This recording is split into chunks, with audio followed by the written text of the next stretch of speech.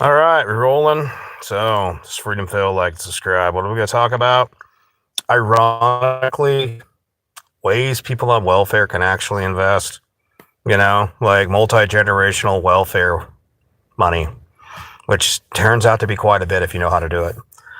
And once again, this is a channel for adults. If you're a kid watching this channel, you have shitty parents. I talk about real things. I cuss, I swear, I talk like an actual human. So I don't know why the fuck you're being allowed to be here. Shitty parents. Yeah, Freedom Phil, like, subscribe. Let's get into it. And always turn up the video speed. When I upload this, you should watch it at 1.5. And assuming that it actually uploads correctly, then I won't have to record this again. Let's get into it.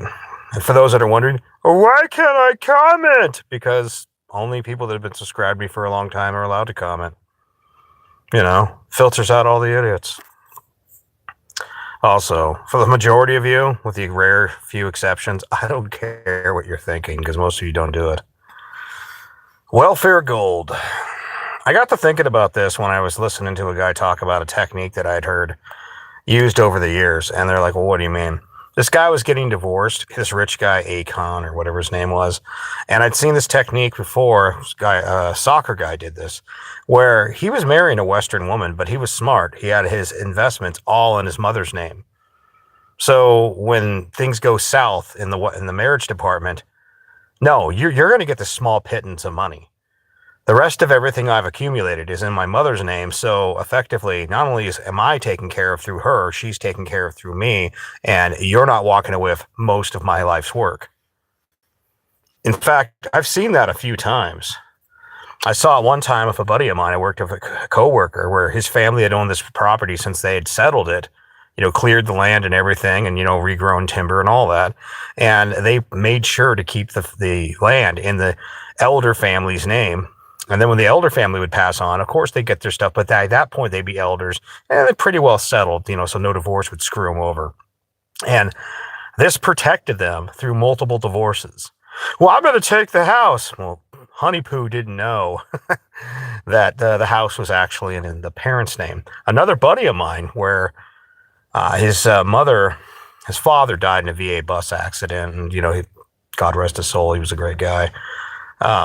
When it came to the trial and the lawsuit, each one of the kids got $150,000, which isn't life changing if you really think about it. It could be a lot if you know how to manage it. Like there's a lot of places where you could buy a house and invest the other 100,000. You could buy like a good little 2-bedroom lot of the West, but no, he scotted away the money, as I like to say, because he had a good reason to piss away his money.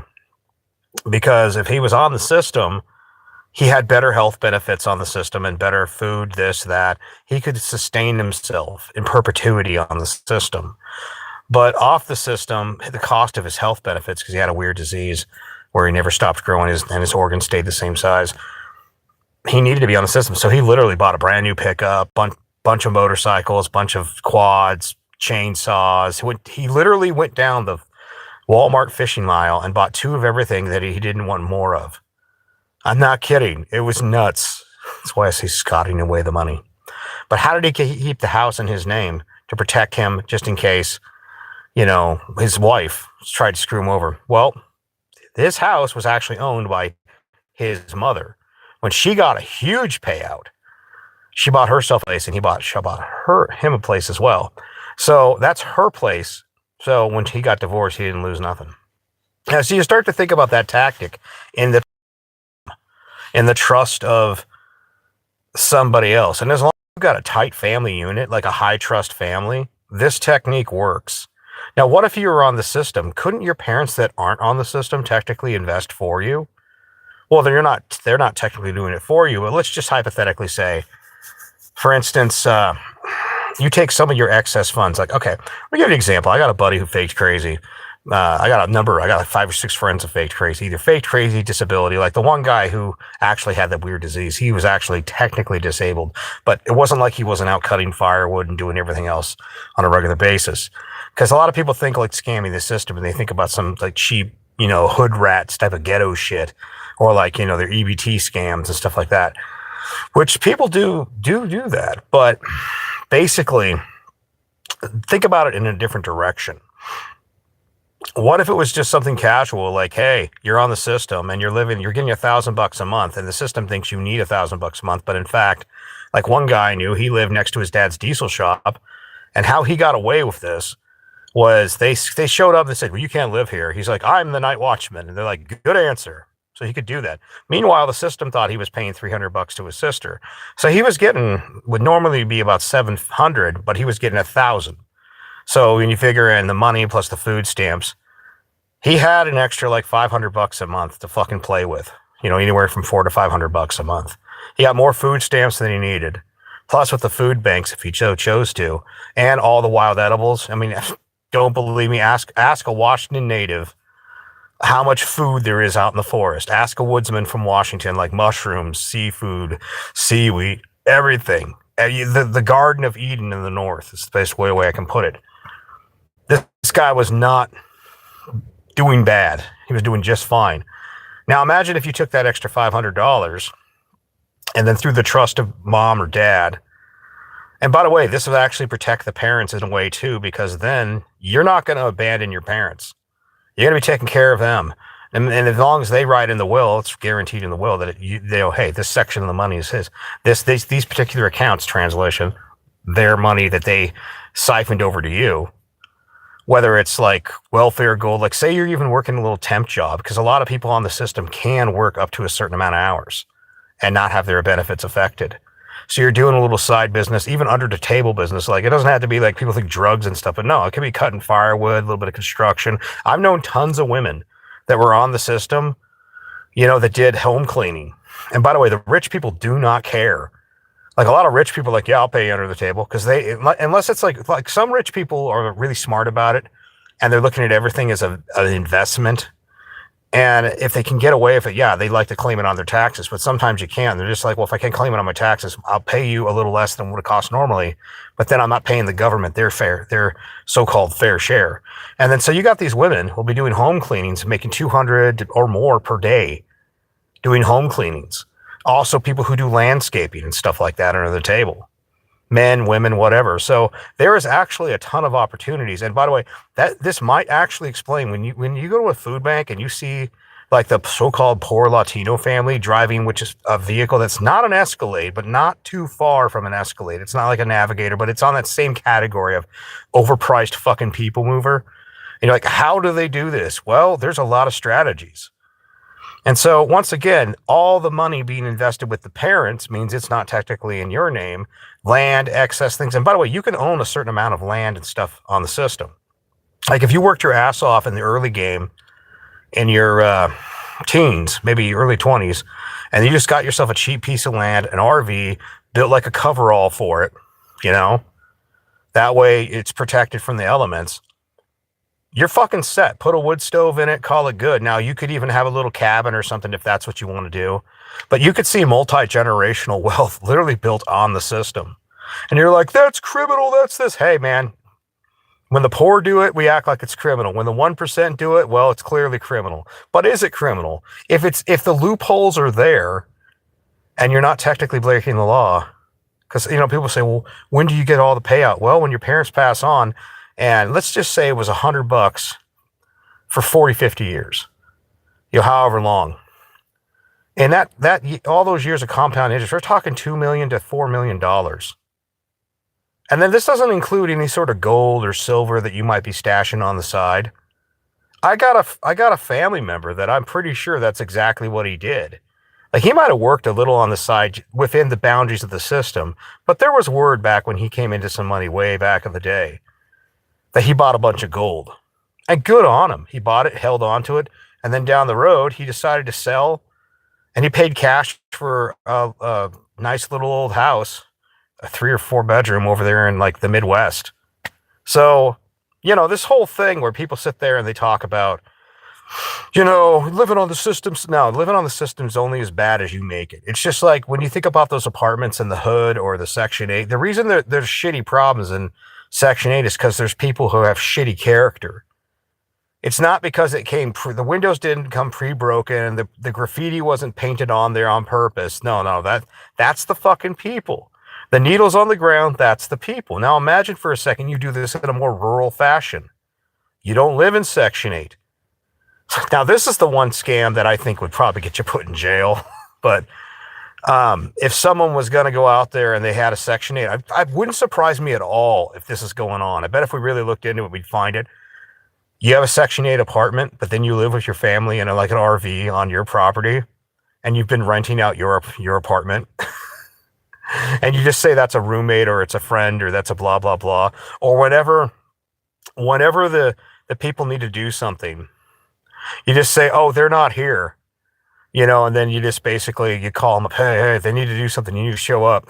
But would it surprise me if there's someone getting like the $1,200, let's say a $1,500 to $2,000 apartment and renting it out for like $700-800?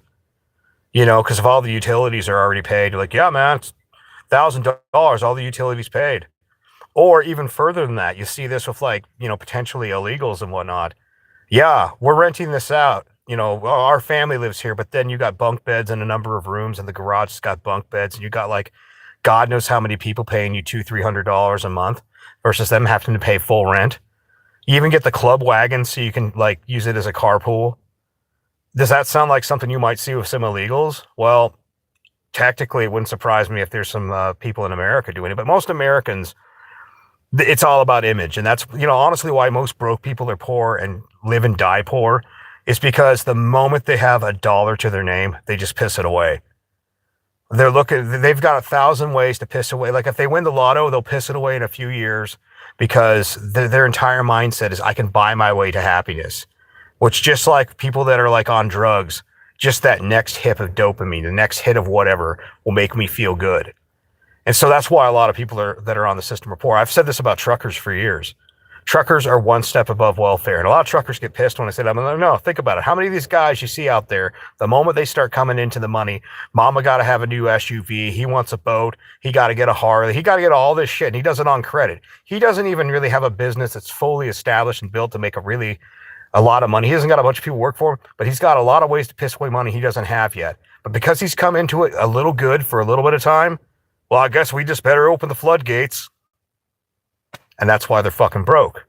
Now, imagine for a second you just do it in the other direction, where it's like you take your excess money, whether it's made on the system, within the system, or even on the system, with the system, and under the table work, and then you basically are having your family invested for you.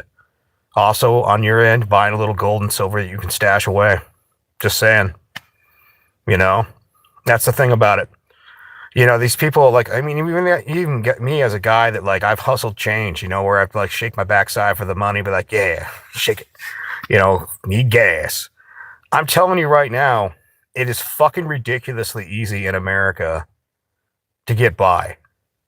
The reason that most people think it's hard, though, is because if you're working and paying full price, if you're out there working a job paying anywhere from, $1,200 to $2,000 a month for rent plus utilities, and all the other crap, plus car payments, car repairs, and all the bullshit along with it, plus taxes, plus then you decide to, put the poverty magnifier while you're a working class person, actual working class, of having kids when you don't even own your house. You better own your house outright, or at least the land you're on outright before you decide to have kids.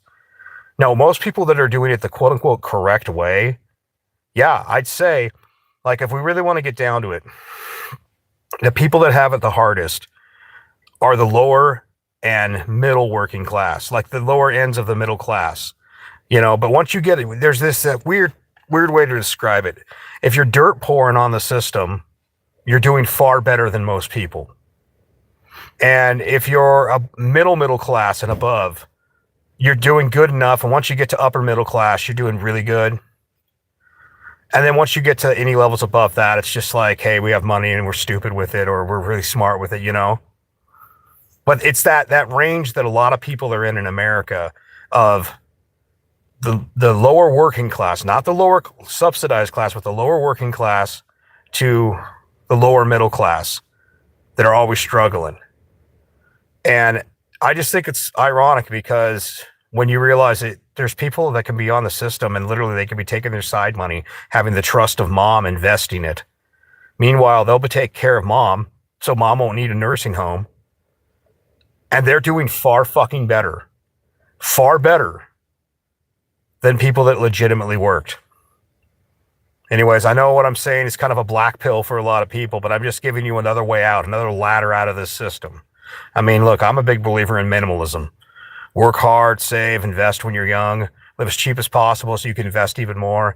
And then when you want to get a piece of land, look around the whole country, go buy yourself a cheap house, cheap piece of land, cheap as something, and you're out 7 to 10 years, so retirement by 30.